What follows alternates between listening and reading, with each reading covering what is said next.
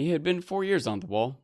The first time he had been sent beyond, all the old stories had come rushing back and his bowels had turned to water.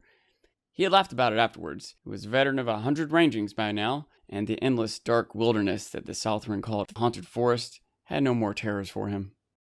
Until tonight. Something was different tonight. There was an edge to this darkness that made his hackles rise. Before George R. R. Martin ever conceived of A Song of Ice and Fire, he found himself imagining a particular scene.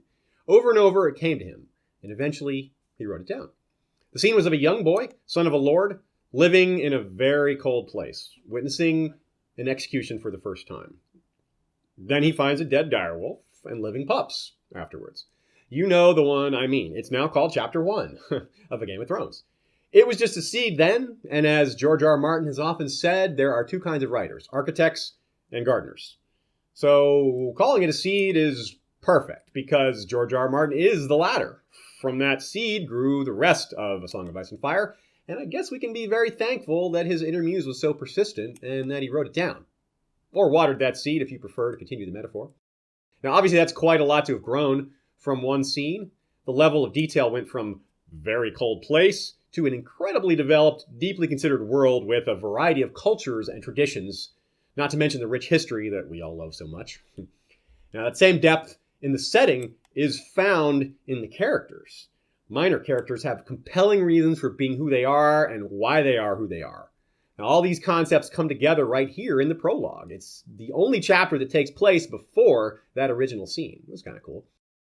Now, we're thrust right away into a vibrant setting and immediately given insight into how this place works, through the eyes of a character who turns out to be very minor indeed, same as the two men he's with. Though at least his companion Garrod, the one later executed for desertion, can claim to be part of the original scene George R. R. Martin imagined back in the early 90s. A real OG. OG stands for Original Garrod in this case. It's even cooler than that, though. How awesome of a character are you if you're the first character ever imagined killed off in A Song of Ice and Fire? Now, he wasn't actually the first one killed, just the first one imagined, because the first one to actually die turns out to be Sir Waymar.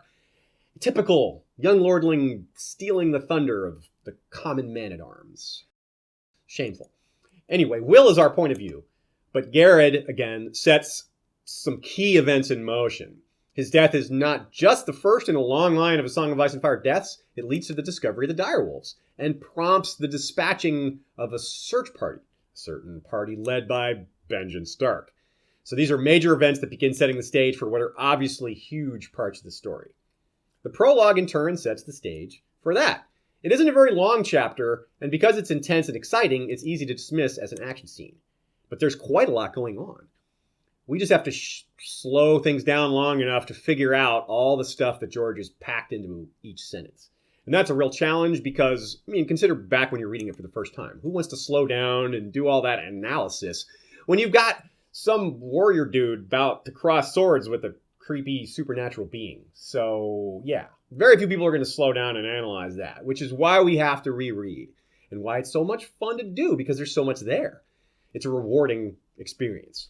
This is why our fandom is so vibrant, and this is why a chapter published in 1996 is still worth analyzing here in 2016. So, hello and welcome to the second ever episode of Aziz Versus Chapter. This is not only an episode on the first chapter, but it's our first episode exclusively for friends, donors, and of course, patrons like Jeff Gnarly the Long Snapper, History of Westeros' First Sword, and Lord Mark of House Joseph, the Snow in Winterfell, with Mazalacartho, a white dragon with green scales, horns, and wings, as you can see. We'll start with the first act. One thing I pointed out in the Kevin episode with different language is that it serves as a transition. It takes us from the second act to the third. So I'll just say that now instead, since I didn't say it then, and use it as a segue to this prologue, which sets up the first act. First acts, by necessity, feature a lot of introductions. Everything is new, after all. You don't know anything about the world you're in. And by the time you read the prologue to A Clash of Kings, the second book, you know a lot about Westeros and the story itself. History, traditions, culture, attitudes, characters, storylines, themes. But here in the actual first pages of many thousands, it's all new. We get our first taste of these things in this chapter, despite it taking place well outside the realm. There are other ways this chapter sets the tone for what's to come. Some themes we all now recognize as omnipresent make their first appearance. Shades of Grey. And then there was nothing to be done for it. The order had been given, and honor bound them to obey. So that's one of the first things we kind of get to understand, that there's a code of honor established here. If it's not just for the realm, it's at least attached to these so-called Night's Watch that we're just now learning about for the first time. We learn that all three of them are, quote, sworn brothers of the Night's Watch, an institution whose members wear black, but, as we'll see, behave rather gray. Will had been a hunter before he joined the Night's Watch. Well, a poacher in truth. Mallister free riders had caught him red-handed in the Mallister's own woods, skinning one of the Mallister's own bucks, and it had been a choice of putting on the black or losing a hand. Isn't that interesting? This guy is a criminal, but he's just shown us that he's driven by honor. The others are huge, and they dominate this chapter, but they might take a backseat to a more important concept, one that is really rare in fantasy and perhaps in literature in general, which is blurring the line between good and evil. The shades of gray that George imparts to his characters give a sense of realness and understanding of human nature. We're given reason to despise Sir Waymar. He's arrogant, privileged, got his position without earning it, and acts like he deserves it by talking down to men of far greater experience. Garrett has 40 years of experience, Will 4, Sir Waymar himself 6 months. That's it. But the greatness of George R. R. Martin's characters, a facet of A Song of Ice and Fire we're all very familiar with, is right here in these first few pages. It's just kind of underneath the surface because so much else is going on. Will is a good example, but so is the Lordling himself. Despite the reasons we're given to dislike Sir Waymar, he does show a solid thought process here. If Garrett said it was the cold, Will began. Have you drawn any watches this past week, Will? Yes, my lord. There never was a week when he did not draw a dozen bloody watches. What was the man driving at? And how did you find the wall? Weeping, Will said, frowning. He saw it clear enough now that the lordling had pointed it out. They couldn't have froze, not if the wall was weeping. It wasn't cold enough. Royce nodded. Right, lad. We've had a few light frosts this past week and a quick flurry of snow now and then, but surely no cold fierce enough to kill 8 grown men. Men clad in fur and leather, let me remind you, with shelter near at hand and the means of making fire. The knight's smile was cocksure. Note that his logic is on point. He's not an idiot, except that he just didn't account for the possibility of supernatural cold, right? Whoops. Now, the instincts of the men with experience were more on point than his logic, as it turned out. But it's a difficult thing to argue in the moment. All day, Will had felt as though something were watching him, something cold and implacable that loved him not. Garrett had felt it too. Will wanted nothing so much as to ride hellbent for the safety of the wall, but that was not a feeling to share with your commander. Bravery is established as a virtue immediately. And fear, as is often the case in a martial setting with martial societies, etc., is to be despised. Sir Waymar mocks Will and Garrett for shirking due to the cold, but soon enough, he too feels it. Will, where are you? Sir Waymar called up. Can you see anything? He was turning in a slow circle, suddenly wary, his sword in hand. He must have felt them, as Will felt them. There was nothing to see. Answer me! Why is it so cold? The answer, the them they felt, is, of course, the others. It appears that this so-called Night's Watch is primarily concerned with fighting against so-called wildling raiders. It's the first time we've heard of them, too. And these wildlings appear to be somewhat primitive from the get-go. Waymar doesn't consider the possibility of magical cold, and the other two fear something, but don't dare name the others. It doesn't even cross their mind. In both cases, because it would seem ridiculous from their point of view. But to the reader, this is where we're starting, so it doesn't necessarily seem ridiculous to us. The others bring the cold with them, not, as is guessed at by some characters in the story later, that they come when the cold comes. As you all well know, we still don't know all that much about them, so that's not a hard and fast rule, but it seems to be how it works. But this chapter does stand tall because we learn so much about them that we don't learn later. Somehow, for instance, they use that power of cold to kill those 8 wildlings, but there's a lot more. We see their swords, made of some sort of inhuman non-metal. It's like a crystal shard that's so thin that Will can't even see it at an angle at some points. They have some sort of language. It's not intelligible to humans, but it's recognizable as language. And of course, their association with cold from the start, right here at the beginning, it means that anytime you hear the concept of winter or the thought that winter is coming or that, it's inexorable cold, it's hard to separate that concept from the others forevermore in this story. Anytime you think of winter, you think of the others, don't you? I mean, just think about that, right? It's probably inexorably tied together or inextricably tied together. And the idea that it can't be stopped is really important too, which sounds kind of like the others. It's like, what is there that can beat them? Right now, the characters don't really know. In fact, most of the characters in the story still don't even know that they're a threat. Let's be honest. We also learn that they can raise the dead.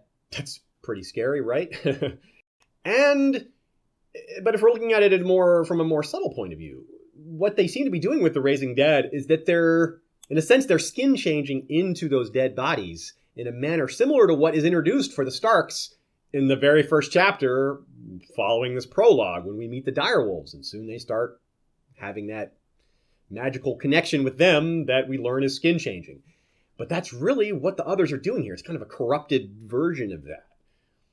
But there's also a connection to the Starks and the others potentially, as well as arguments against. That's a long-raging topic in the fandom.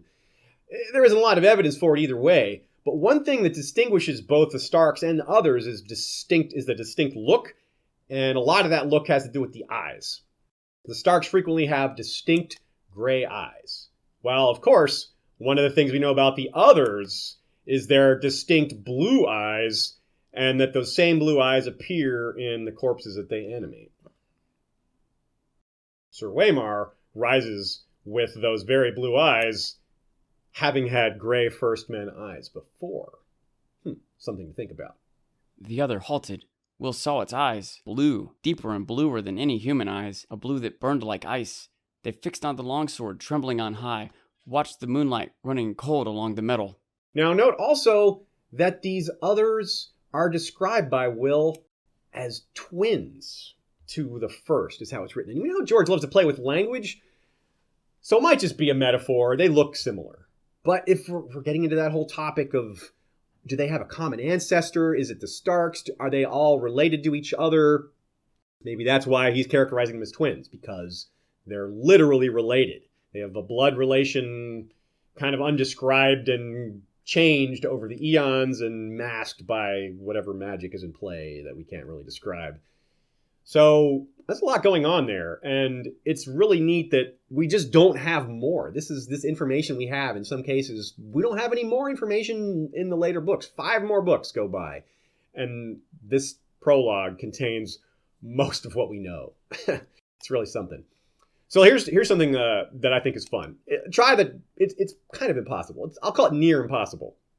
Put yourself in the place of this particular White Walker, the one who's about to fight Sir Waymar. For beings that may live a very, very, very long time and may have only recently returned to the world, or if they just recently woke up, rose again, whatever, we don't really know what to call it, but it seems that they've come back to the world through some mechanism. Now, can you think of a reason why the other would maybe slow down and look at Waymar's sword like that? I think he's maybe probably worried that it's Valyrian steel. That seems to be the popular logic there. The reason he takes a close look at the sword is to check, to make sure it's not a special threat. For all he knows, Valyrian steel swords are everywhere now, because they've been asleep for thousands of years, right? So that's a really cool little subtle detail. Pretty much impossible to catch in the first chapter when you're reading it for the first time. You haven't even heard of Valyrian steel, right? So when new, it's impossible, literally impossible to know what's going on. Now, maybe the biggest reason these setting-oriented details are easy to miss is because of the obvious and overwhelming sense of foreboding. The scene demands your attention in other ways, so lingering on details is hard to do. There's something wrong here, Garrett muttered. Will could feel it. 4 years in the Night's Watch, and he had never been so afraid. What was it?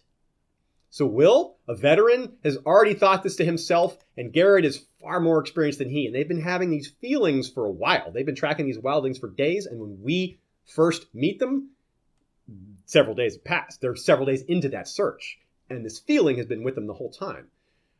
Then, leaving Garrod to watch the horses, they creep onwards and find the bodies missing. Sir Waymar makes a joke that, since we're only a few pages in, we don't know how to take the joke at the time, but it's kind of ironic in retrospect. Royce did not move.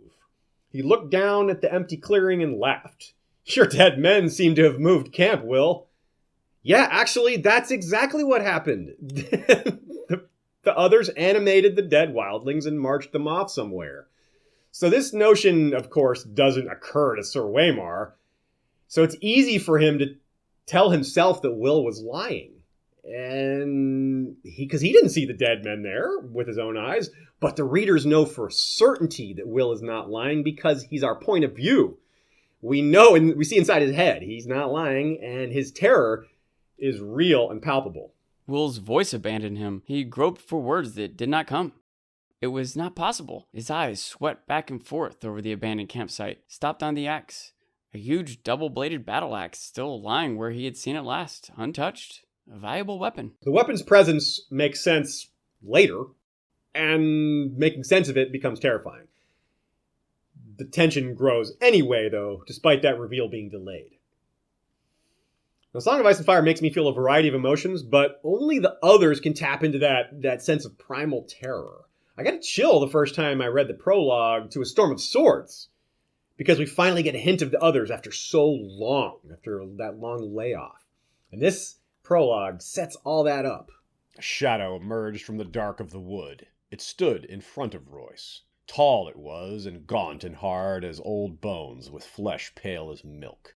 Its armor seemed to change color as it moved. Here it was white as new-fallen snow, there black as shadow, everywhere dappled with the deep gray-green of the trees.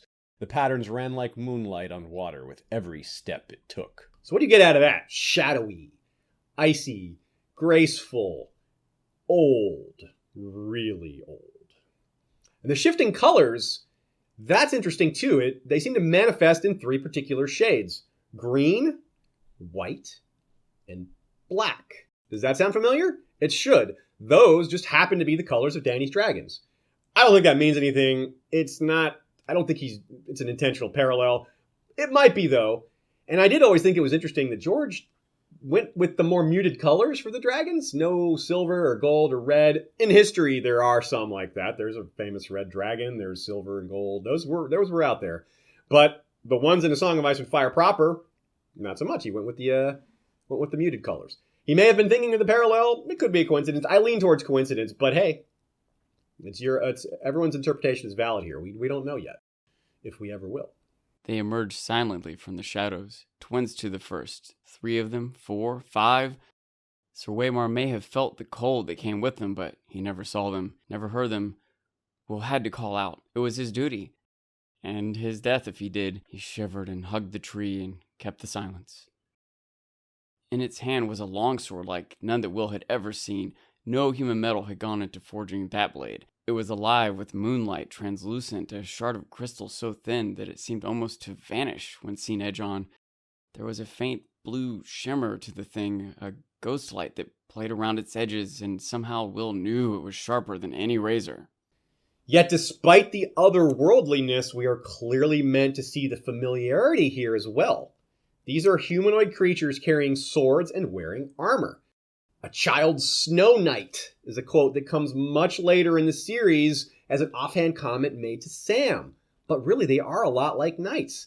5 of them hold back. It's almost like a bizarre form of chivalry. They don't gang up on Waymar. They don't 6-on-1 him. They 1-on-1 him and wait. So there's an intelligence and restraint, and that's even more scary. They're not just mindless killers.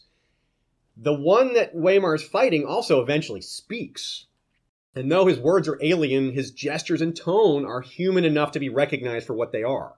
The other said something in a language that Will did not know. His voice was like the cracking of ice on a winter lake, and the words were mocking. Sir Waymar Royce found his fury. Waymar has just been wounded, and that may be fueling his fury, but I suspect he feels the insult even more, even though he, like Will, cannot understand the words being said. Sir Waymar had already shown himself to be very prideful, so that's why I think the insult mattered more to him. And he's a young kid. That's just how young Westerosi are, very easy to insult. So I think that's what bothered him more. But it's really interesting to note either way. And it's also interesting to note, and this is one of the reasons he's a kind of a grayish character, despite being kind of bumbling and naive, but also smart. His courage is particularly notable. Had Will lived much longer, he may have had at last found something to respect in his commander. But of course, he didn't live much longer at all. Now, let's discuss baiting the tropes. It's a trope! From Admiral Akbar. That's a famous Admiral Akbar quote, right? Isn't that what he said? I think that's how it went anyway. Now, yet another reason to reread is that the prologue takes on new meaning when you view it through the lens of having read the rest of the story. There's a lot of things that look like standard fantasy in this prologue that later you realize, hey, not so much. George puts down tropes like Randall Tarley puts down Sam. Thoroughly and cruelly. But it takes time to set those things up, right? You can't just do it right away. You got to build the trope up and let it go for a while before you tear it down. It isn't terribly cruel to kill a character you just met. After all, you haven't got to know them. You got to bond with that character, especially when you don't see it coming. We probably put up our guard after Ned was executed. Before that, we didn't know what this author was capable of. Some of the fantasy tropes set up in the prologue are still in play and may remain whole. He doesn't break down every trope. That would be a trope in itself. It would be predictable if he just broke them all. Quite a few work really well for him, and he makes use of that. I mean, there's a reason they're tropes in the first place, because they work. Obviously, there are very recognizable fantasy elements like knights and dragons and things like that. Wight, W-I-G-H-T. That's just another name for zombie in this setting. Other fantasy stories have made a distinction between wights and zombies. Anyone who used to play Dungeons and Dragons recognizes them as very different creatures, for example.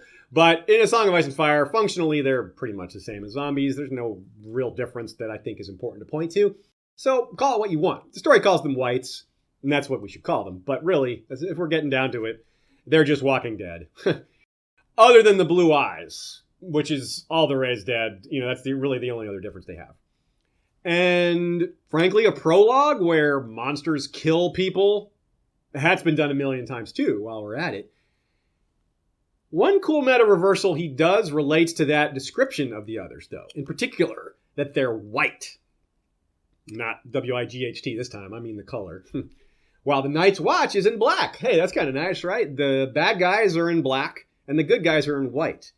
Well, forget the fact that the Night's Watch is actually kind of gray, but in this prologue, they're clearly the good guys, if anyone is, because it's not the others. So, when you go back and reread this chapter, it's an opportunity to see which tropes still exist, which ones are still in play, and which ones George just shredded. You'd probably have assumed that the others are pure evil, like we just said. They're the black and white side, and you'd be right about that.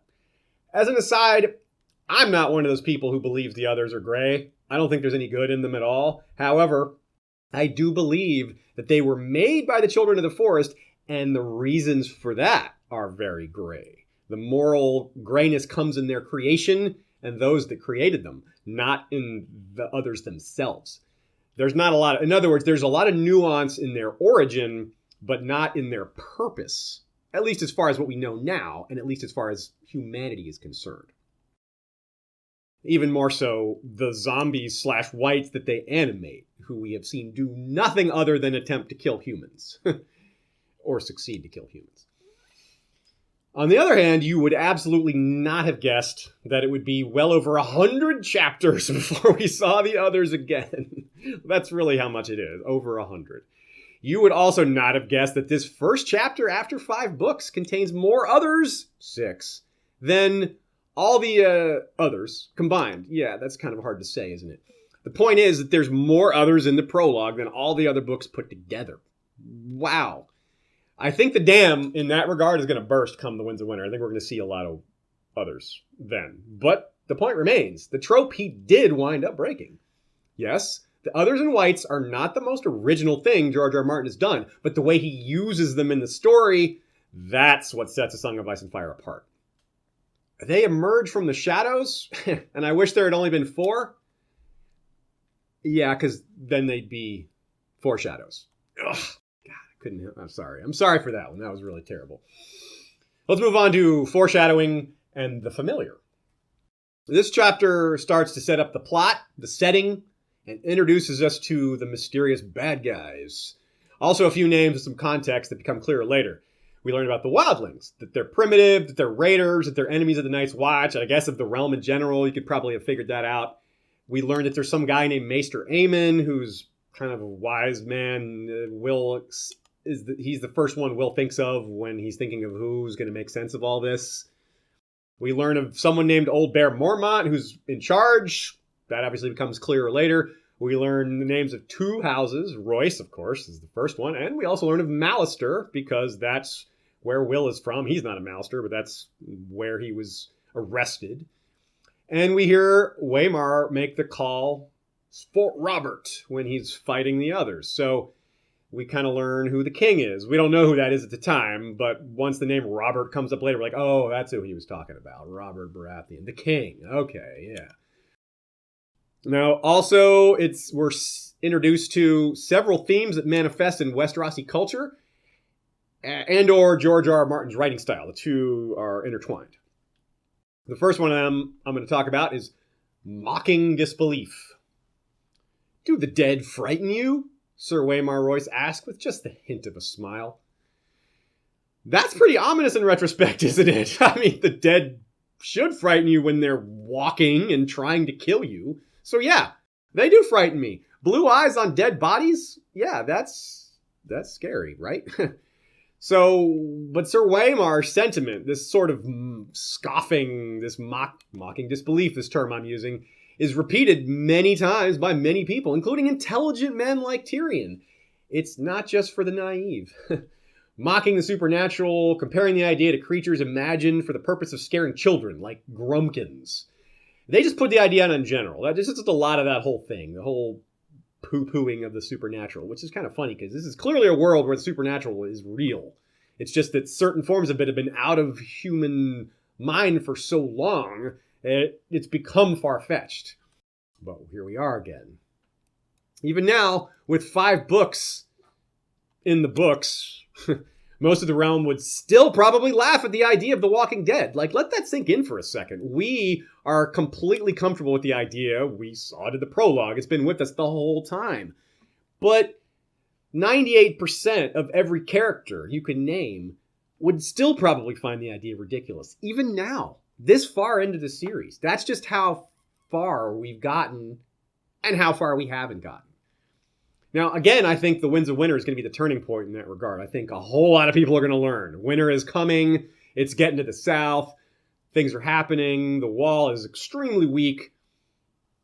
So I think it'll be undeniable when they're in Westeros and witnessed by thousands. The stories will be too many to deny, which is why the dragons started to become believable. Maester Pycelle says, too many stories to deny. Too many tales. We're hearing it from too many people. And that's what tips the scales. That said, the idea of the others returning is a lot harder to swallow than the idea of dragons returning. The dragons died out less than 150 years ago, for, counting. The others supposedly haven't been seen in, 8,000? A bit of a difference there in scale. So, yeah, give or take an eon. Either way, the amount you're giving or taking is far vaster than the length of time dragons have been gone. I mean, they're skeletons of dragons. There's no way you can ever convince somebody that they weren't real. They're written about in the history books. The others, though, there were no history books there's no writing when they were last around. At least there's no writing that survives anyway. So the bottom line is that this disbelief is going to be strong, but it will eventually be overwhelmed by harsh, cold reality. There are a few other familiar phrases and ideas that we get introduced to in this first chapter. I'm going to give a shout out to asearchofIceandFire.com here. It's a really useful tool, and we certainly use it plenty. This is a kind of a funny time to bring it up because you use it less when you're only looking at one chapter. But we didn't just look at one chapter. We did pull some quotes from other chapters because they relate directly to some of these events. We'll see, as you'll see coming up. Another example of a familiar phrase, a cold wind was blowing, or the cold winds are rising, that kind of thing. Or same as the pack survives, the lone wolf dies, that kind of thing. And the howling of the cold. These are all very common terms, and they start here in the prologue. This other phrase as well. He was a veteran of 100 rangings. We hear that kind of thing. 100 is just a number they throw out. He was a veteran of 100 battles. He was a veteran of 100 this and that. That's just something you hear a lot. 100 or 1,000. It's just a generic term that gets thrown out. And finally, I'm going to go with one that's even sneakier. The other's parry was almost lazy. That happens when he's fighting Sir Waymar. And that indicates that someone is overmatched badly and that they're in big trouble. And it comes up a lot, contemptuous, swept aside with contemptuous ease, that sort of thing. Whenever you see that, you know someone's in trouble. Sir Waymar himself is actually chock full of sarcastic, foreshadowy lines, which is kind of interesting, considering that he's portrayed as this naive kid who doesn't know much.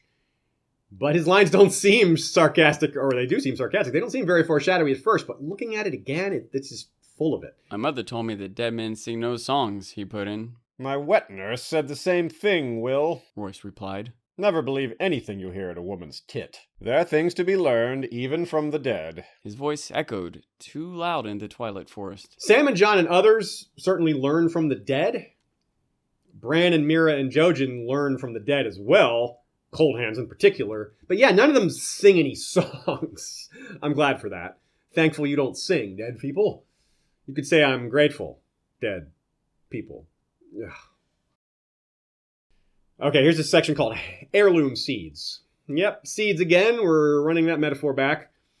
Some of the things George imagined from that first scene, the execution in the snow, are set up in this prologue, starting with the idea that it would take place in some kind of harsh winter environment, which clearly this prologue delivers that setting quite well.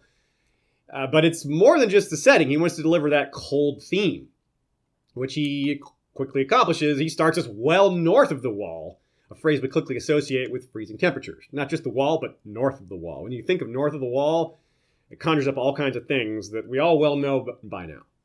But he also starts tying these things to the supernatural. There are some enemies a fire will keep away, Gareth said. Bears and direwolves and other things. He also has Gareth deliver a speech so well made that even Sir Waymar refers to it as eloquent, and only half sarcastically. I saw men freeze last winter, and the one before, when I was half a boy. Everyone talks about snows 40 foot deep and how the ice wind comes howling out of the north. But the real enemy is the cold. It steals up on you quieter than will, and at first you shiver and your teeth chatter and you stamp your feet and dream of mulled wine and nice hot fires. It burns, it does. Nothing burns like the cold, but only for a while. Then it gets inside you and starts to fill you up, and after a while you don't have the strength to fight it.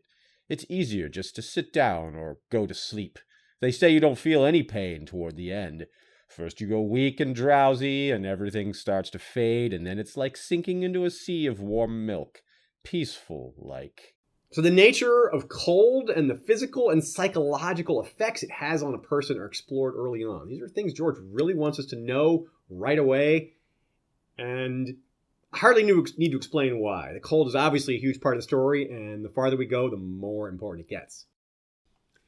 And that bit about giving into the cold, man, that really comes back big time. Getting drowsy and dying peacefully, it's exactly how Sam feels when he's fleeing the fist of the First Men 2 books later in his very first POV chapter. Samwell 1, A Storm of Swords. Why won't they let me be? I just need to rest, that's all. To rest. And sleep some. And maybe die a little. Like Sam, Garrett's speech is a harbinger for an appearance of the others, bringing that same extreme cold with them. Like Sam, Garrett escapes. Will and Sam have a few things in common too, but escaping the others is not one of them. Now there's a pattern started right here in the prologue too, speaking of Will. The pattern of doom. The fate of prologue and epilogue characters is well known. You guys know that by now. But also there's the POV structure itself. A common theme among all the POVs, regular or pro/epilogue, is that they very often play the role of largely or completely helpless witness. Sam again comes to mind. Sansa, Bran, even Ned when he's in the dungeons with his children's lives at stake being used against him. Many of these characters' stories are told from within, like via their thoughts, their inner thoughts, their mind, and their internal conflict, something George loves to write about, and in other ways they are often reduced to the role of watcher. Now, how perfectly is this on display in the first chapter? Will's job is to be a watcher, and that's what he is. He was honor-bound to obey, honor-bound to do his duty, but helpless, despite this near-overwhelming, unexplained desire to flee. He is then ordered to climb up the tree to be a watcher. It's just really perfect. So, at last, though, his fear overwhelms his sense of duty, and he says nothing when the others emerge from the shadows. Sir Waymar's demands for answers from Will go unanswered. He only watches.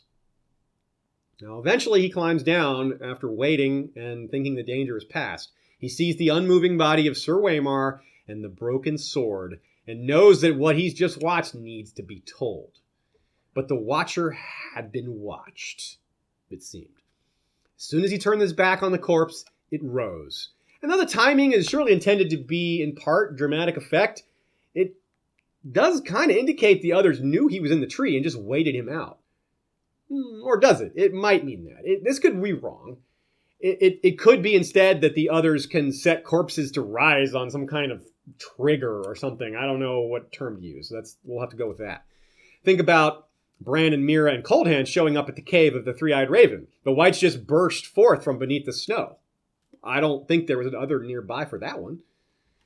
Now, of course, there's also the case of Othor and Jafer Flowers, who were in the party that went to search for Waymar with Benjen Stark. Those bodies were carried through the wall only to rise in the night to attack very specific targets. They didn't just rise and wreak havoc. One went after the Lord Commander, and the other went after the acting First Ranger. Jafer's body even used a weapon. It drew the dagger from his belt and killed him with it, which is, I think, the only example in all the books of a white using a weapon. It's an idea that a lot of us maybe didn't realize because the whites use weapons a lot in the TV show, and, just visually, that just is kind of what we're used to. But if you look, pretty sure that's the only example in the entire books of a white using a weapon. The possibilities are endless. The fandom is full of theories, of course, as for other ideas of what's going on here.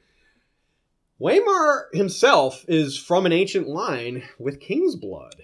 Did that interest the others here? I'm guessing no, because they just left his body behind. But they did each wet their strange pale crystal swords with his blood. After he was basically dead, they all just got in circles and they all, butchered him 6 at a time. So that was a little odd. Is it also a possibility that they were hoping Benjen Stark came? They wanted to draw him out. That's what they were looking for. And that's what they had in mind by baiting this other party. Because, as we've shown, the others were toying with Sir Waymar and Garrett and Will. There was something else going on here. So, if that's what their goal was, well, they came out ahead on that one. They got Benjen, I guess. But again, none of this is clear to us in our first read. We don't know any of this when we're reading the prologue for the first time. The clues all come later. But the others immediately display that intelligence and cunning. That we know from the start. The way they move those bodies, it's just creepy. But they did it in a very specific way. They waited for Will to see the bodies. Then they moved them.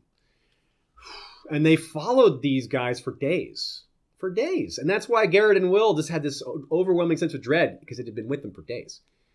The others work in mysterious ways, to be sure. That seed started here, though, and is still growing.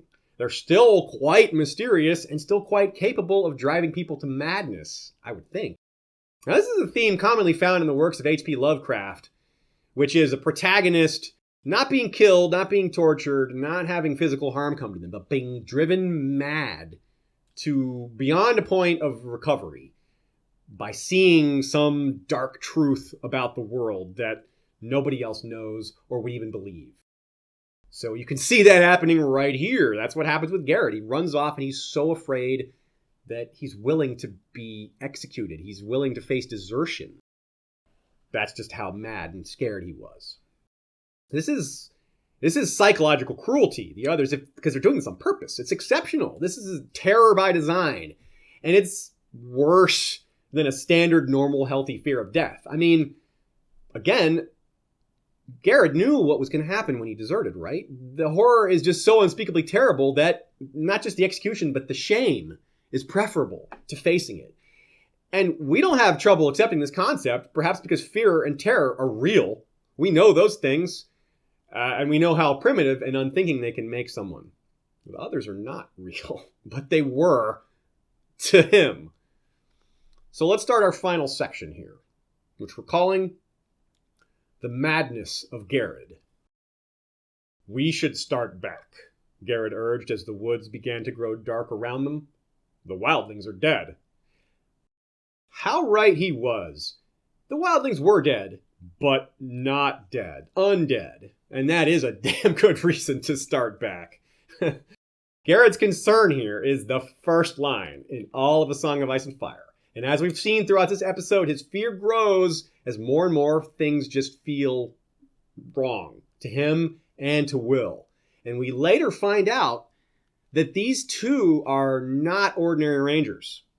We've been in Will's head a while, but he didn't live long enough to process what he saw. True, he had decided to head back to the wall. Unlike Garrett, he had no thoughts of desertion, so something else may have happened. To Garrett, that is. Something that Garrett saw or experienced that didn't happen to Will. Worth considering, right? To understand Garrett, you have to combine what we just discussed regarding fear with the idea that the others are real. That's taking fear to levels we can't possibly fathom. It's an unrelatable experience, right? I mean, there's just nothing in the real world that comes close to this. And the more we look at the evidence, the harder it hits. I mean, well, you'll see. This part we're calling As Good as Any. From Tyrion 3, A Game of Thrones. I sent Benjen Stark to search after Jan Royce's son, lost on his first ranging. The Royce boy was green as summer grass, yet he insisted on the honor of his own command, saying it was his due as a knight. I did not wish to offend his lord father, so I yielded. I sent him out with 2 men I deemed as good as any in the watch. More fool I. So to make up for Waymar's inexperience, Mormont sent some of his best.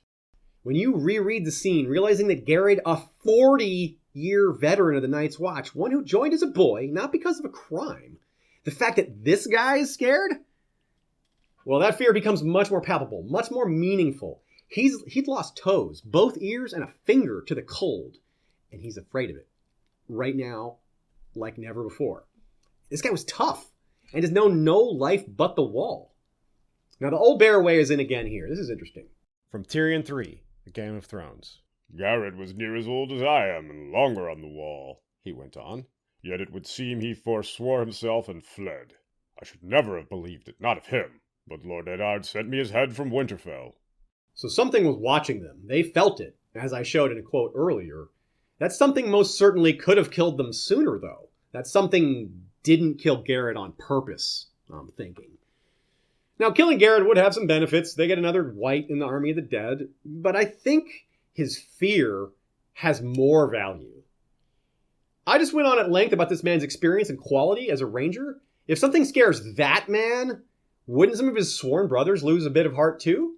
Right? We later learned that Garrett was the 4th executed deserter of the year.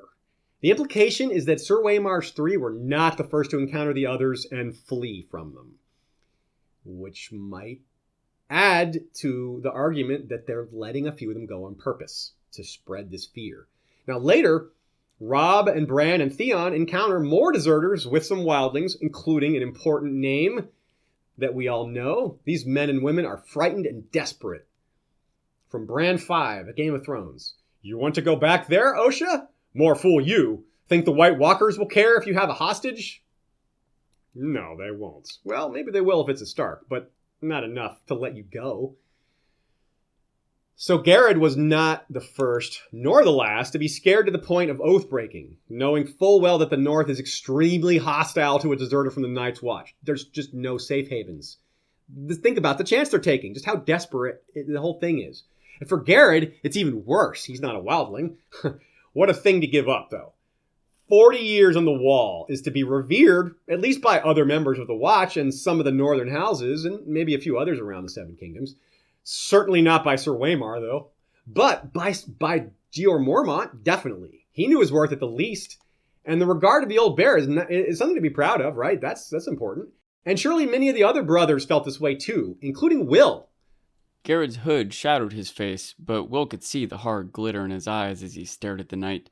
For a moment, he was afraid the older man would go for his sword. It was a short, ugly thing, its grip discolored by sweat, its edge nicked from hard use, but Will would not have given an iron bob for the lordling's life if Garrett pulled it from its scabbard. See? In other words, Will has no doubts who would win in a fight between Garrett and Sir Waymar, despite Sir Waymar's edge in weaponry, armor, and youth. Still, this man fled south from duty and brotherhood alive, leaving the respect he had earned behind forever, and Lord Commander Mormont left as concerned as he was puzzled. Expecting to survive desertion from the wall, bottom line there is it's just not to be called a calculated risk. It is 100% pure desperation. Mormont would know that too, which is just going to add to his level of concern as well as to his puzzlement. What the hell's going on? Desperation and madness are often intertwined, or as another wise man tells us in Brand 5, A Game of Thrones, folly and desperation are oftentimes hard to tell apart, said Maester Luwin. So when you read Garrett's execution for the first time, much of this is not clear. The prologue gives us more of a bottom line, that an encounter with the others and the dead can drive mad even the strongest. But as more we learn about it, it gets deeper. This is no ordinary man. And now, the final straw. Returning to his post would have meant sharing the word with his brothers and giving them warning. Despite the outlandish nature of the story, his veteran status would carry weight. Some would at least believe him. But he also would be thinking that it would mean being sent back out beyond the wall again. He'd have to face that cold, hungry darkness all over.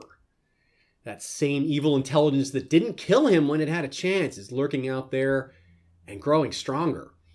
The fact he was such a long-termer may have made the experience worse in some ways, really. If you think about it, 40 years of ranging. He'd never seen anything like this. 40 years of the world working a certain way until it didn't.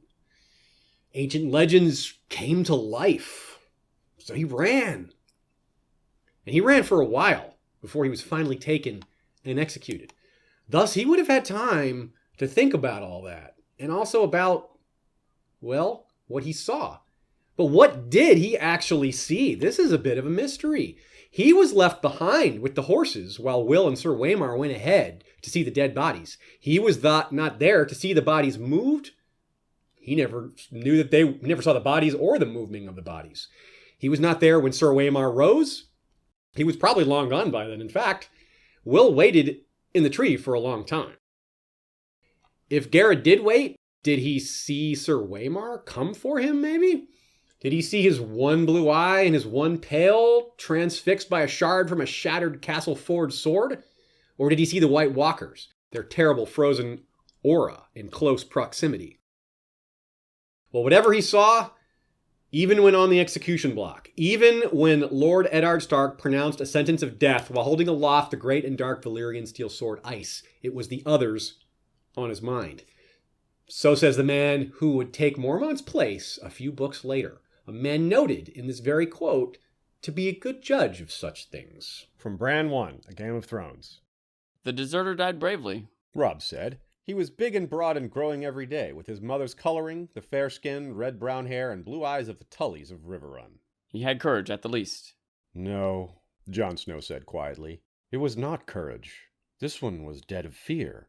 You could see it in his eyes, Stark. Jon's eyes were a gray so dark they seemed almost black, but there was little they did not see. This was fun. Starting at the beginning, I mean. I appreciate it more now, to be sure. It stands out as one of the few chapters that could be called fantasy horror. And it would kind of work as a short story by itself. Just take that chapter, throw it out there, no other story by itself. It would work. But it's better that it's part of a whole. A glorious whole.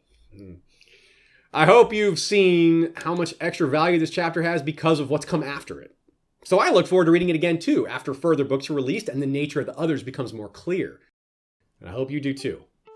Just because my name's on this episode doesn't mean a lot of other people didn't contribute to making it. Thanks to Ashea for the video editing. Thanks to Michael Klarfeld for the video intro and visual goodies. Thanks to Sean, that's Sean of House Beard, whom you may know as my co-host from our HBO show-only reviews. He helped with voices today. Thanks to Ed Shear of The Art of Geekishness for the Mazala Cartho art. Thanks to Yolkboy for audio editing. Thanks to the History of Westeros bards, Joey Townsend and Jesse Kowal.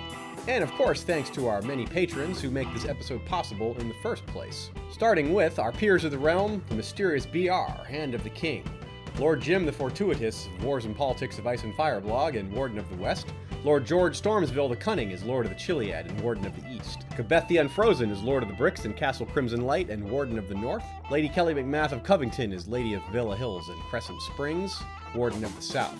Our king beyond the wall is Rowan Cantrell, wielder of the Valyrian Spoon, who recently used the Then's natural aggressiveness and thin skin against them, taunting them thoroughly and leading them into a valley where they were pinned by snow and ice and rock.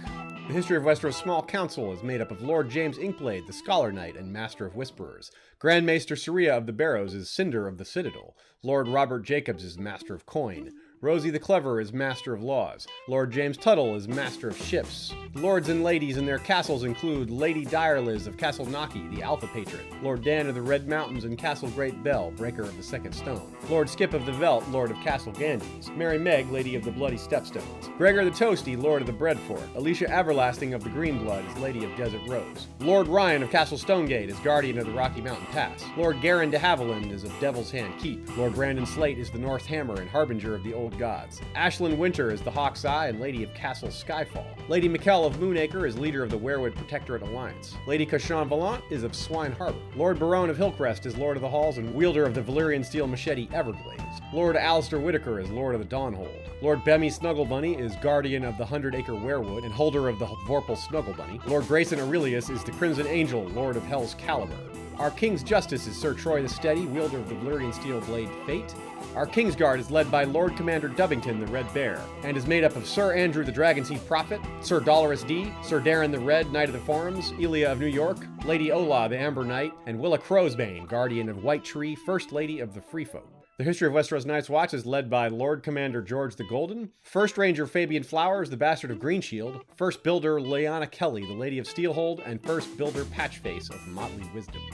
Now, I want to do something a little special at the end of this episode. Not something we normally do, but there's an opportunity for it here. And that is because Season 1 of Game of Thrones stays to the books relatively well. And the prologue stands out as something that they tried to capture, again, fairly well. So I want to talk about, since we have the opportunity, have a little time, why not discuss the differences, point out some of the things that maybe actually tell us a few things about the books. One thing in particular. Now, in terms of Waymar Royce, they don't give him smarts, they don't give him a shining moment of bravery, just the youth and the arrogance. Now, I get the lack of obvious bravery. I mean, sword fighting and other, that would have been kind of expensive, that would have shown too much, probably. And they do at least get across that he's not a coward. He's not afraid to keep going. He's not intimidated by the fact that they're chasing a larger group than they're in. But some other odd things. They find the bodies all chopped up instead of frozen to death, which is weird because when they come back, the bodies are gone. What do they do? Move the parts? That's just kind of weird, actually. But more importantly, it's Will that escapes and not Garrett. It's a little, it's reversed. So it has a little bit less weight to it because it's the younger guy running away and being afraid, rather than the very, very experienced veteran who is somehow so afraid of this that he deserts. But still, it has a lot of impact because we see how big a deal it is to desert the Night's Watch right away. And in the follow-up scene, Ned explains to Bran that Will claims to have seen the White Walkers, which is not something we get in the prologue or in the Bran 1 in the books. And I like what they do here in the show. Bran cuttingly asks, so he was lying. And Ned cleverly answers, a madman sees what he sees. Which is kind of a dodge, really, if you think about it. But I think that this is the one thing we can glean, or at least feel more confident in, from the book prologue versus the TV prologue. The idea that the others were toying with Garrett and with Will and Sir Waymar before killing them and letting Garrett get away, it's not necessarily something that everyone accepts, that there was something kind of toying going on, that they, especially the idea that Garrett was let go. But think about how it's done in the prologue. It's blatantly presented this way. The other kills Garrett in full sight of Will, cuts his head off and throws the head at Will, and then the next thing we see, Will is being captured as a deserter. They clearly let him go in the prologue. He was right there, and he wasn't even trying to run away anymore. He just collapsed in the snow, sitting on his knees in fright. Now, especially in the early parts, George explained to Dan and Dave what a lot of these scenes were trying to transmit, what the point was. And a lot of times what the TV show does is it takes something subtle and makes it more obvious.